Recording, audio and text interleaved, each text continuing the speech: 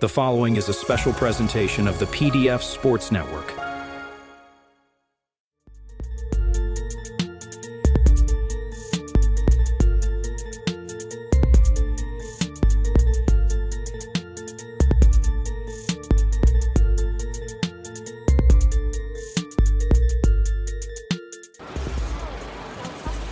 What it do, what it do? I'm starting a poll. No, I don't want to do that. What's up? Let me see if I can. No, I'm definitely messing up now. All right, cool. Good morning. Way too early with Patt. On location, so if I have a lot of things going on, we'll figure it out as we go along. So we got, nope, don't got that. Damn. Tap everybody in. Good morning, Stitch. How you doing, sir? Okay, check my sound. Look at me. What's up? All right, so I got sound. Beautiful. I can check comments. Probably, sort of. Let me get back into there. And then share. All right. I think I can do it. Oh, look at me being faster. Share. Oh, don't need to share there. What's up, New England? I'm missing a bunch of. Oh. Looking. Give me a second. LDFL folks. New England folks. Players Lounge 1. Big East. Let's talk. Semipro this. I think I got everybody. I might have missed a few. They're in alphabetical now. Look at this. Look at me. Not Den Lounge. No. Gotta be active.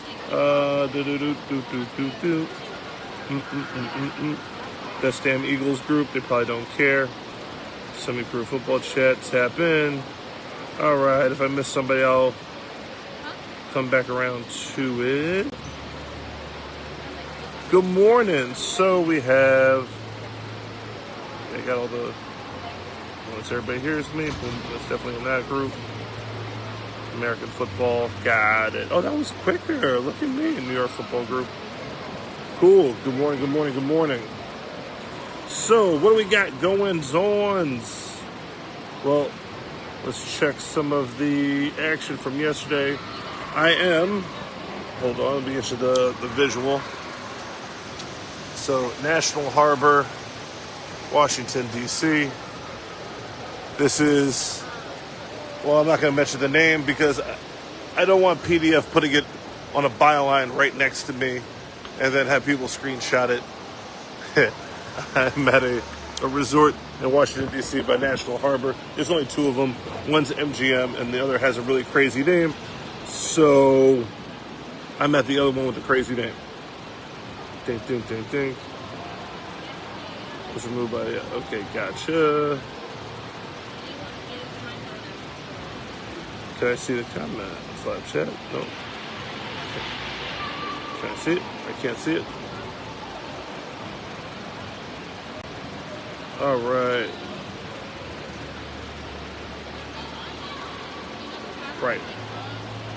All right, so we had some action yesterday that I was checking out, so we'll go to that first.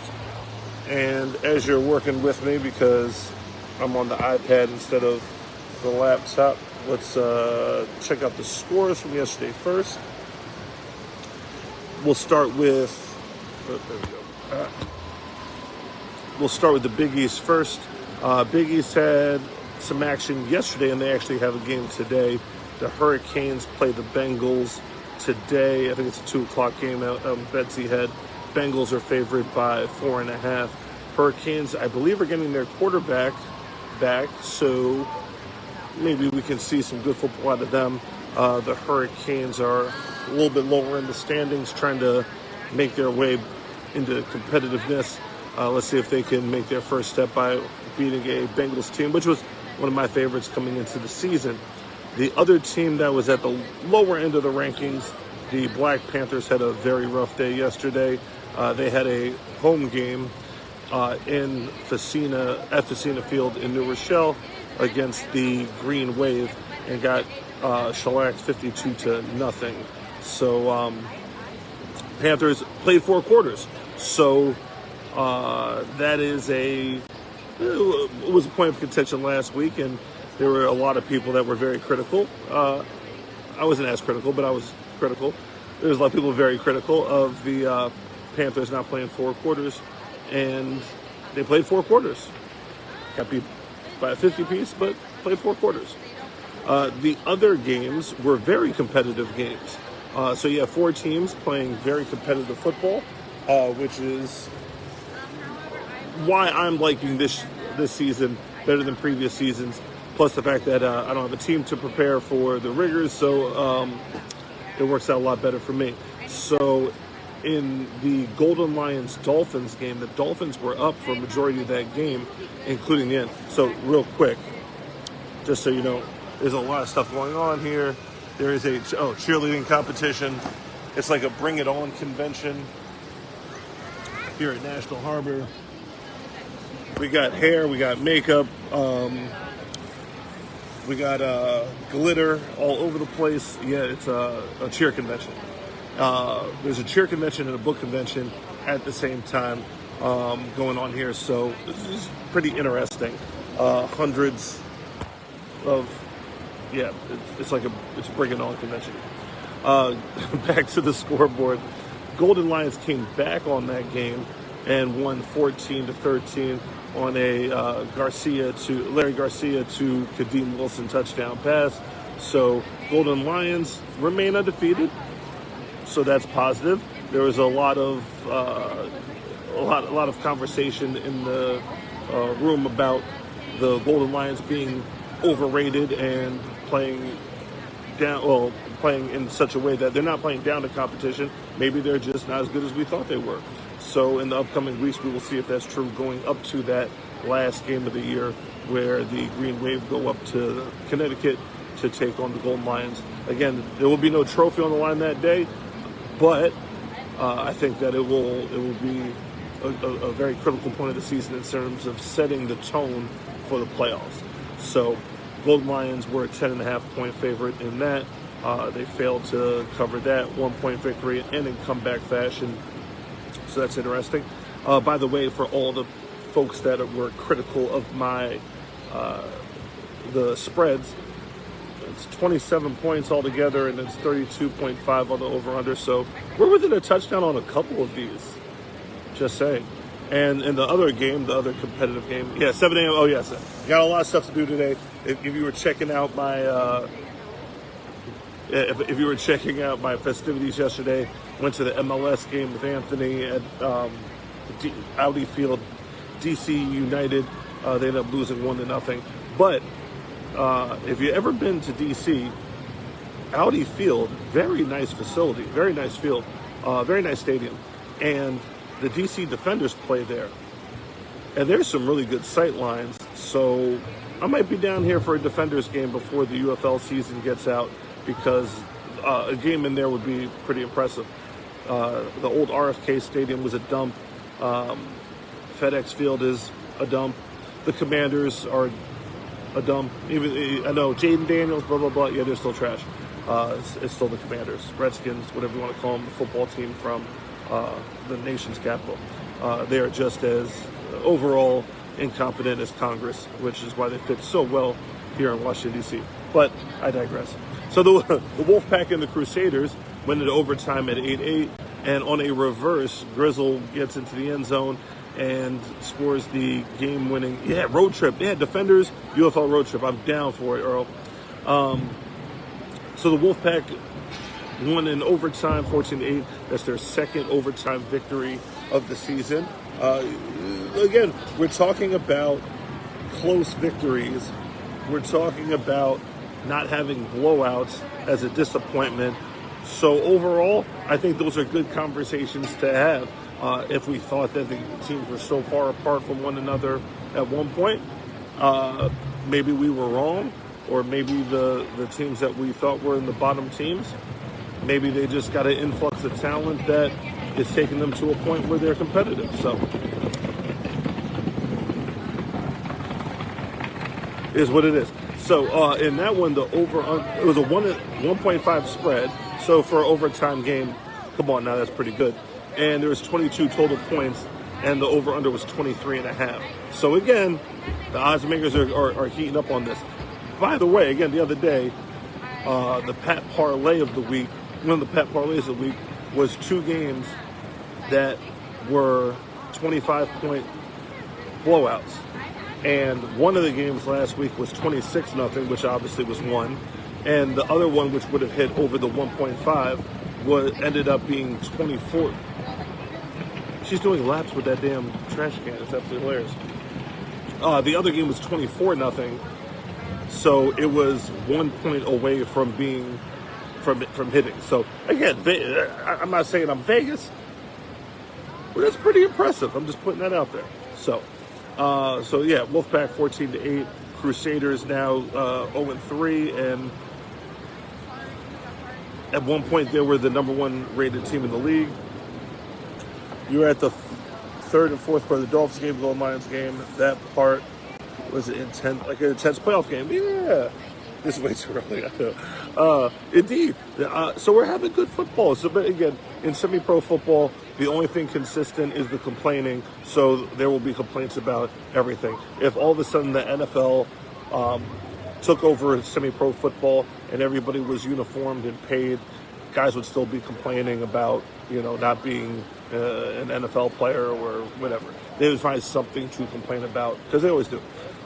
That's the only thing consistent. And we love you for it, so it is what it is.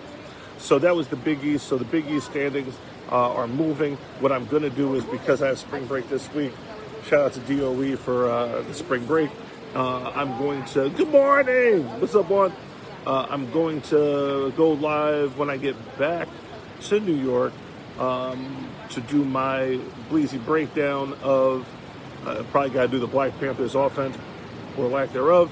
And then I'll probably do two of those Bleezy breakdowns, and included in that will be going to the gazebo with a cigar and going to the big board and updating everything in terms of the standings and everything like that. So, but those were the four games in the Big East. Again, Golden Lions 14-13. Yeah, shout out to the DOE, man. Yes, indeed. Wolfpack 14, Crusaders 8 in overtime. Green Wave 52, Black Panthers donut. Hurricanes and Bengals today in Betsy Head. So Bengals are a 4.5 point favorite. Over under on that's 23.5. Again, insider information. I believe the Hurricanes got their quarterback back for this week, so it might be closer than people think. Crusaders game, they gave that game away. Yeah, woo, man. Again, if the games are that close, I'm looking forward to it. That's the only thing that you really ask. What up, Calories? How you doing? Good morning, sir. So live from, let's see, the Bring It On convention. The other reason why, by the way, I'm going early today. We got a lot of stuff going on here. The other reason why I'm going super early today is because there is a cheer convention. There's a book convention and a cheer convention in this resort during the course of the weekend. So in another hour, there will be teeny bopper cheerleaders from the age of 6 all the way to like teens and past, and soccer moms doing soccer mom things. Oh my God, we were in the pool yesterday. And of course, being that they're in the pool, they want to do the stunts like they see on TV, where they hold the girls up and do the little twisty thing down. There was a couple of football moms that thought it was a good idea to relive their glory days and try to do a pyramid. And let's just say it didn't work out, and they were close to the edge of the pool. Good times. Wish I had it on film, but woo, yeah, crazy. Indeed, it's like and the book convention. It's like the romance novel conventions or whatever. And it's funny because my wife makes fun of me all the time when we go to the Glacier clinics, and how the football coaches act with their little, with their outfits with their team apparel and their swag, and they're going from here and there to see, the offensive coordinator from the Eagles or the defensive backs coach from Navy and all that, and we get all giddy, and there's all the people that do their promotions for like uniforms and helmets and the little sideline markers and stuff, and we get all excited and stuff. My wife made fun of me all the time, and it literally is the same thing for her with books, basically. Welcome to my world, dance. Oh, that's funny. Oh man. So, dance dad dudes today. Oh, teenage girls with attitudes. Oh my god. The touchdown pass from the goal line. Check that out. Yes, we're going to definitely have the plays of the week in the big show on Thursday. So that's the Big East for the week. Moving on to the NEAFL. NEAFL had a bunch of games on tap. They're actually playing next week for Easter weekend on Saturday. Big East is off except for the one game that was the makeup game, which is the Green Wave and the Hurricanes. So let's see if the Hurricanes, see what they got today, and maybe, just maybe, the Hurricane Green Wave game next week will not be a blowout. But again, the Green Wave are looking strong. How strong? Well, here's the thing. When we talk about the regional rankings, the Militia in the NEAFL also put up a donut against an Owls team, which Lester Cream, we keep on saying it,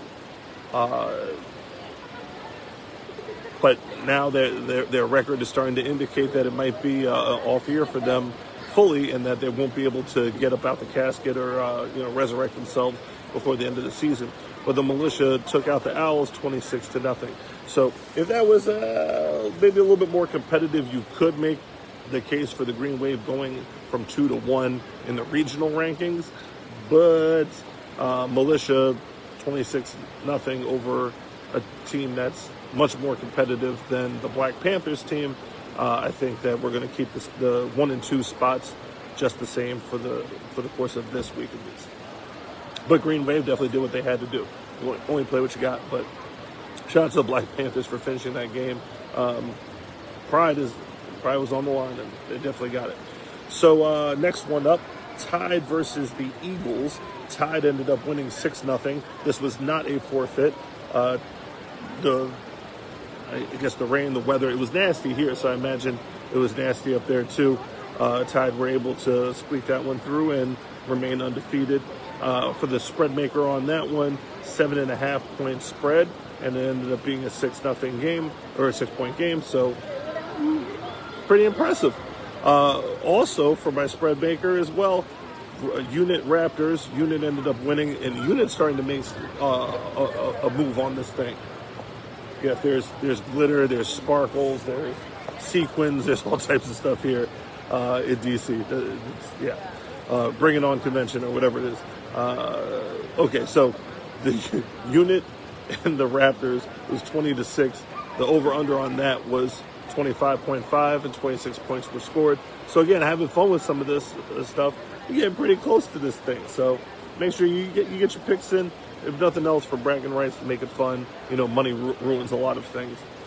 Next up on the NEFL scoreboard, Panthers 24 hand the Wolfpack 14 their first loss of the year, and the Wolfpack losing by 10 at home.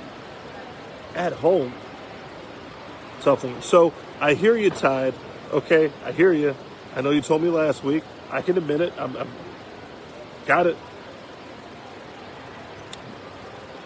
You said, why is the Wolfpack above us in the standings? Well, got it.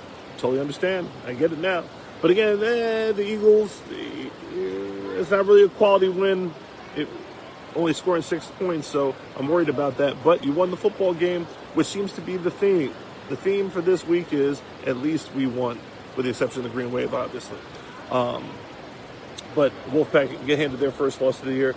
Panthers look like they are legit, and the NEAFL is, at this particular point, let me give you the last score, and then we'll talk about it. Vikings beat the Knights 24-0. The Knights seem to be pretty far from being able to be competitive, and haven't scored yet, so that's not good. So overall, when you talk about the contenders versus the pretenders, Tide contender. The unit, surging, absolute contender. Militia, undefeated, number 1 ranking, contender. Panthers beat the Wolfpack and looking good, contender.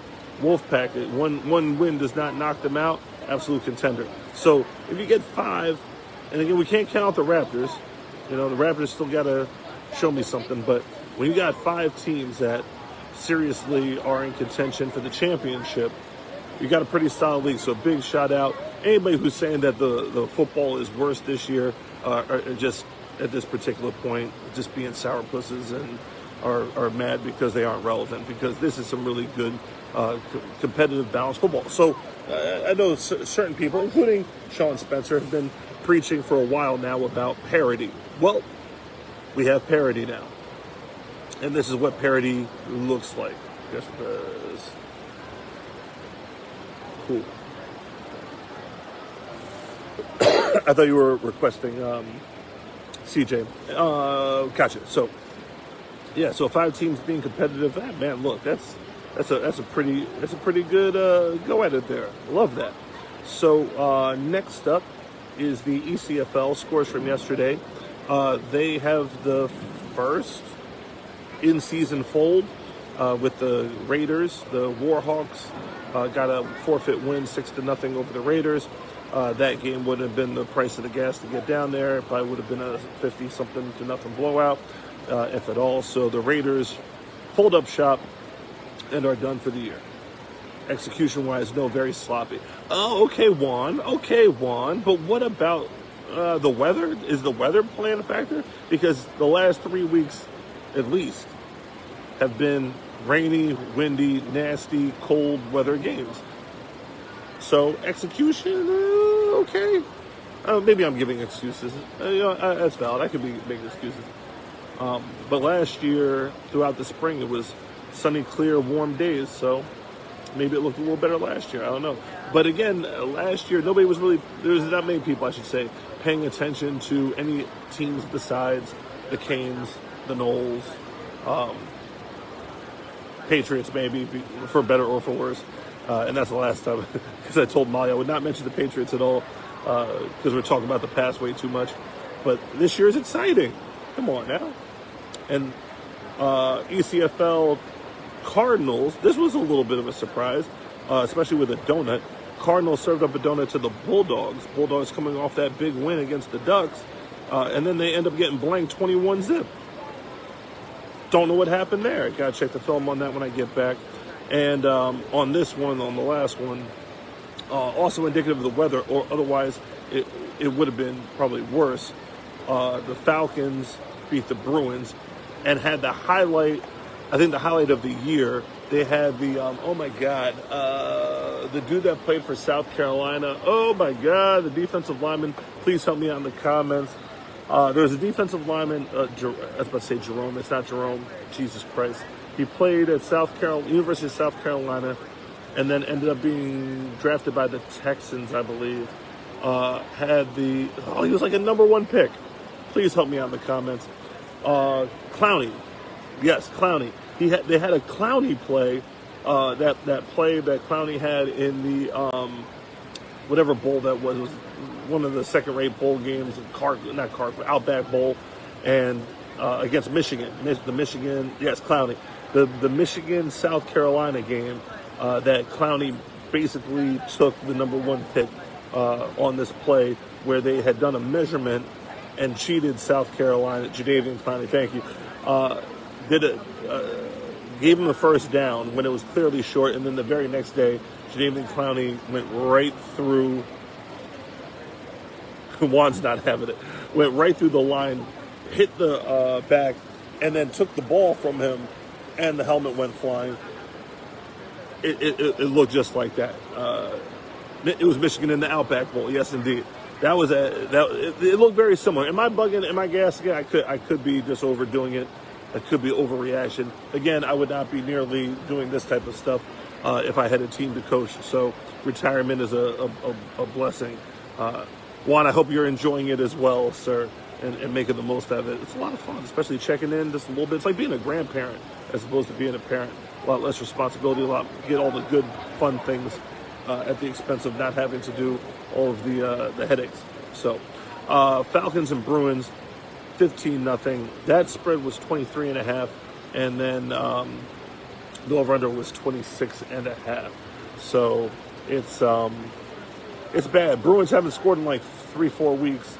I keep on saying it. So what is there left to say? You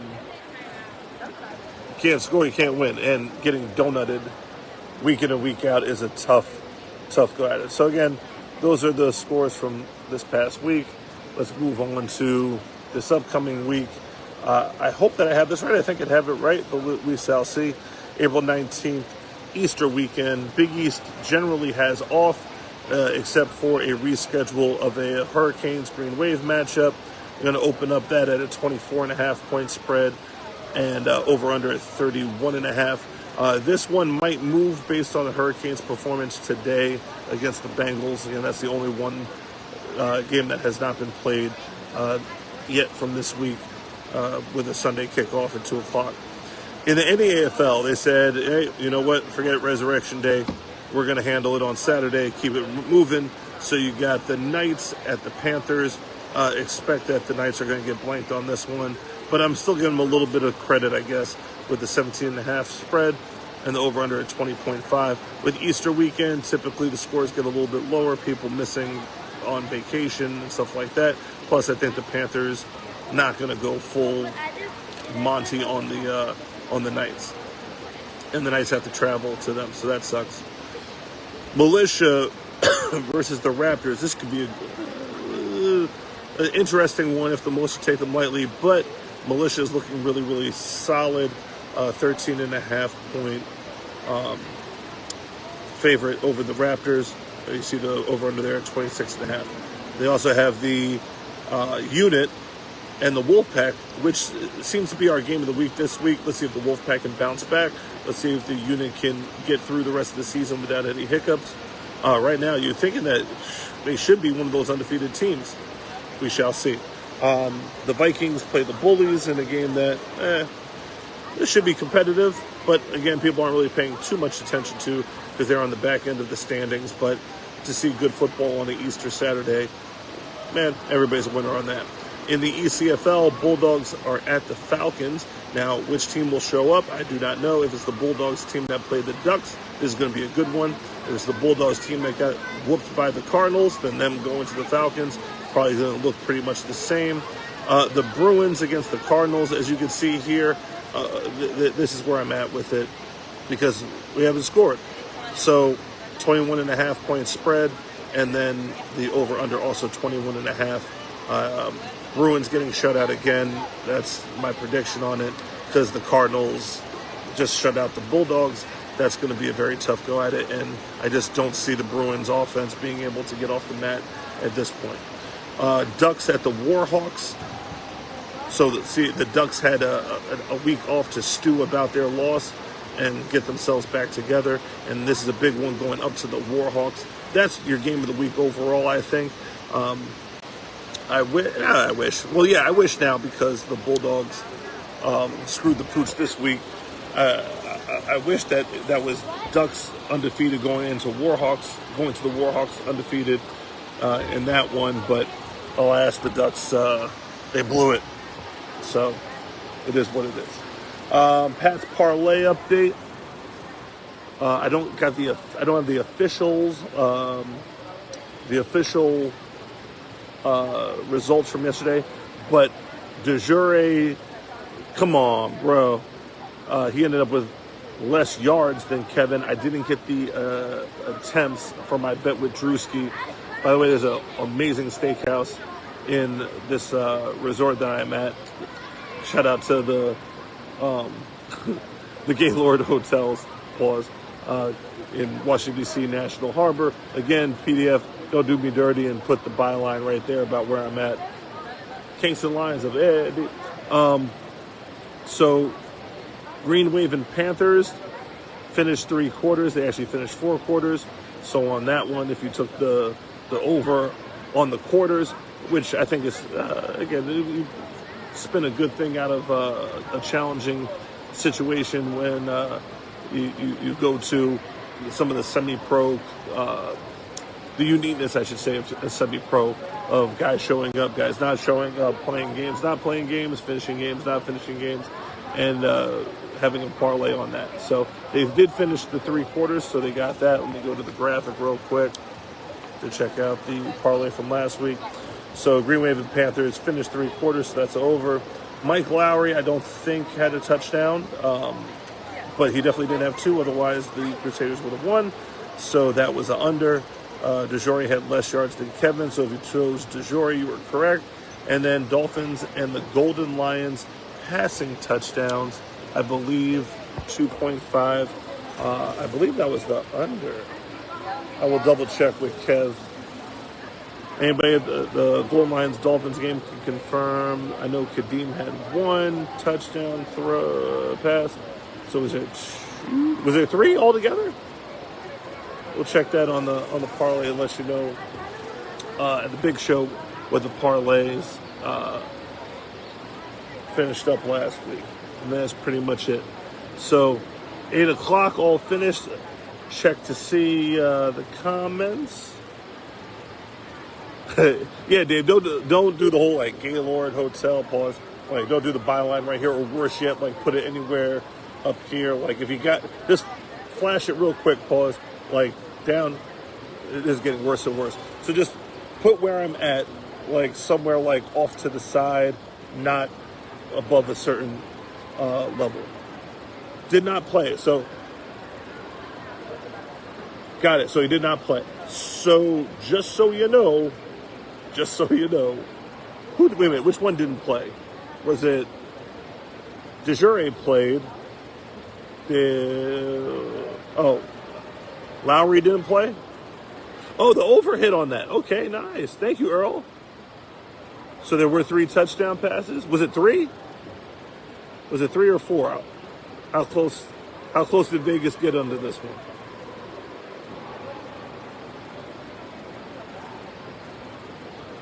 We'll check that out. Cool.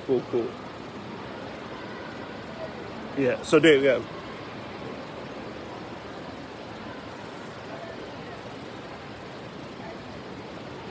Trying to check to see. So, yeah, Earl, tap in and let me know.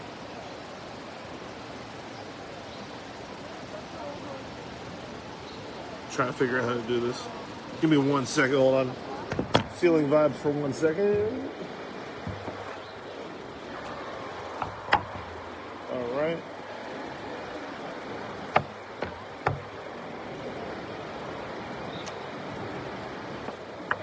All right.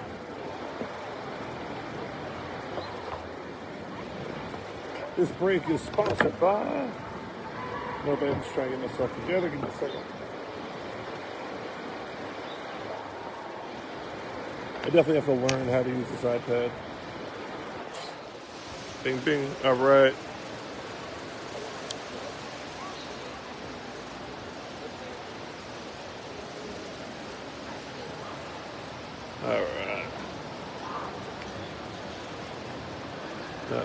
So yeah, National Harbor, Washington, D.C. As always, take y'all with me type of stuff. All right. Yeah, the pool's over there. Pretty cool resort.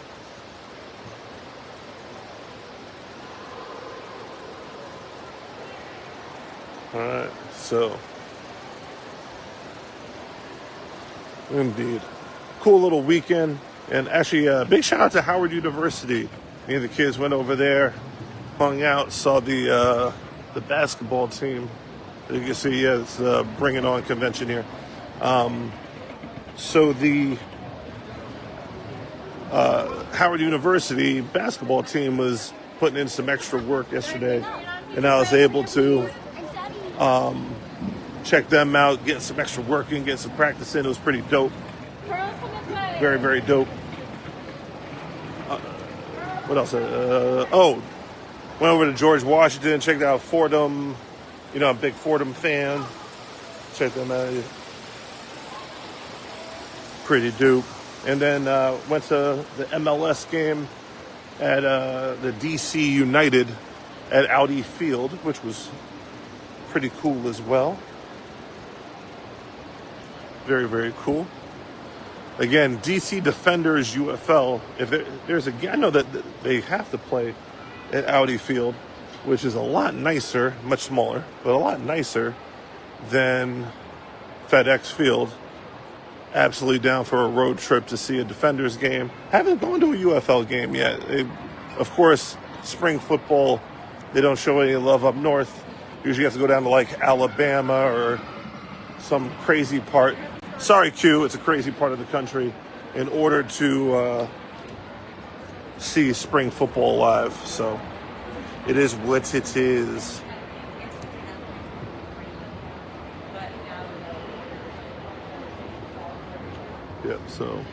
Yep, National Harbor, DC. Again, Dave and PDF. Big shout out, PDF. Shout out to the Bleezys. Missed you guys this week. We're back at it next week.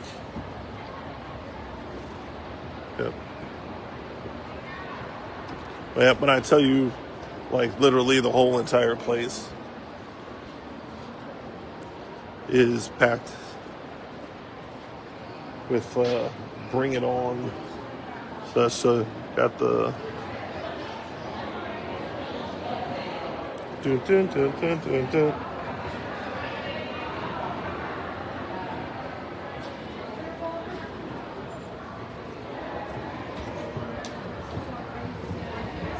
There we go.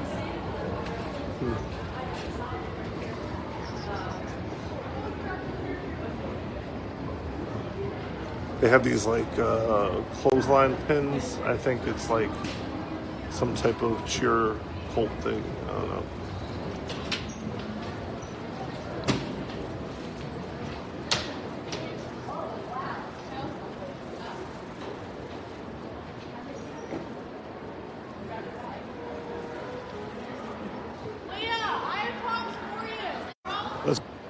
There are a bunch of dads that are absolutely miserable around here.